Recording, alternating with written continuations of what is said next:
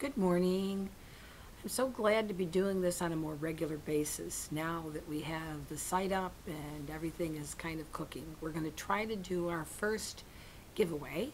I hope this week. I've asked Linda, my partner, if she would be able to take pictures of the beautiful piece of jewelry and come up with a subscription rule. If we subscribe, how we can figure out so that we can be fair in making sure that whoever is supposed to get the uh, the piece of jewelry gets it. But more than that, I really kind of wanted to start something different on Gramology. Remember I told you that we were going to be doing different things.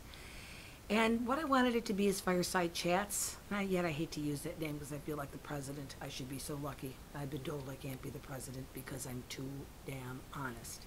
So I'm going to take little issues that I see in different families with kids and parents and give you some of my thoughts. Some things you'll like, some things you won't like, but in general, that's what we do. It's sharing wit, wisdom, and experience. My daughter has a pool, so I'm going to start with her swimming pool. She has 7 children, 5 grandchildren, which means I have 7 grandchildren and 5 great-grandchildren. I don't know how that happened so fast. I still feel so young. And of course, it's a new pool, and so when everybody comes over, they swim and they eat and they mess up and they have a good time. And my daughter is in her glory, and so is her husband, my son-in-law. They think it's absolutely wonderful.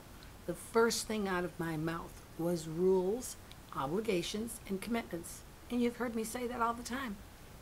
I said, Sherry, before they step into that pool, every single family, and sometimes they have 6 and 7 of the kids and their families and children there, and they couldn't be happier. If they could have a compound like Dallas and have all their family living in the same piece of ground, that's precisely the way these kids would live. She says, well, what do you mean? I said, you tell them that as they come onto the property, they look to see if anything needs to be cleaned up around the pool.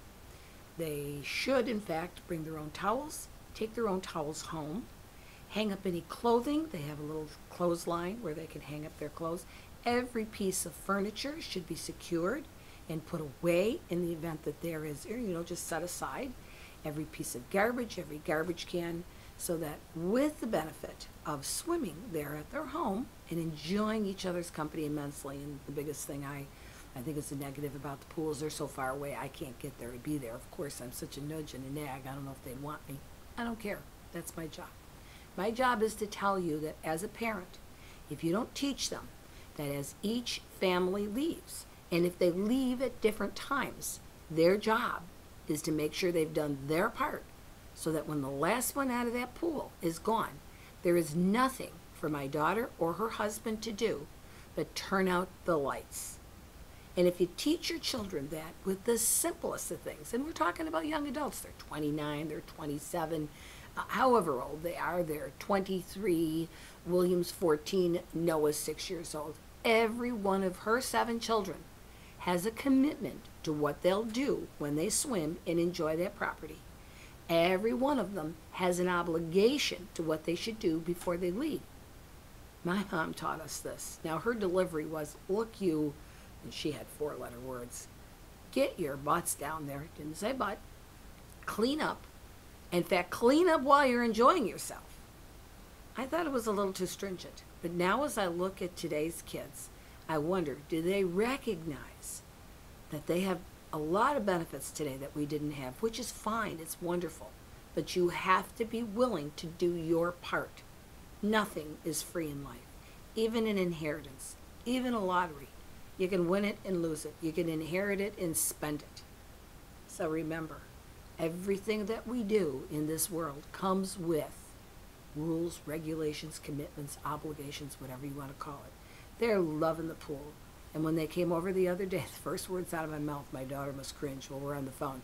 Did they all do their part? Did they all clean up? Did they have a good time? It all goes with loving each other, but keeping each other's obligations to the minimum.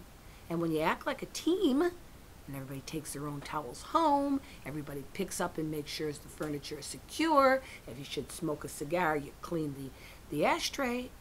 And if you help clean up when you're cooking, help do the cooking, it can be so much fun and so much better. And every person is able to enjoy it and not feel like they're doing it all by themselves and making it a disastrous commitment to an awful lot of hard work. Instead, it's a family get together where everybody pitches in, nobody does any more or less, you all just have fun. So think about it next time you go to one of your family's house.